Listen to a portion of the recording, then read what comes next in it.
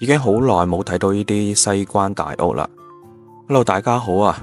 今日嚟到荔灣區呢邊去食翻個腸粉粥。西關名記都係一間開咗好多年嘅街坊店啦。重新裝修過之後呢，依家已經有啲茶餐廳嘅風格咁樣啦。俾大家睇一睇佢哋屋企嘅菜單，粥、粉、麵，加埋一啲小炒飲嘢都有。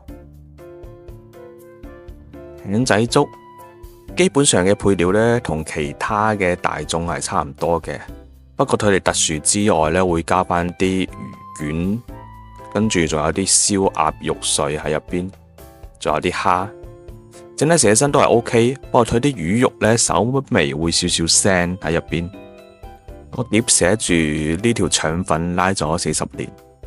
腸粉呢，我點嘅係一個三拼，有大大塊嘅豬肝啦，亦即係豬潤，跟住仲有鮮蝦，仲有一個牛肉喺入邊。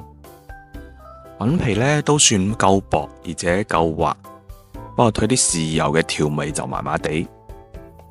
韭菜餃表面煎到金黃色，啲餡呢又加住啲馬蹄碎，增加豐富嘅口感。不過啲肉呢就麻麻地啦。名記整體嘅出品唔算驚艷，住喺附近嘅可以去食。推薦指數3粒星，係咁先啦。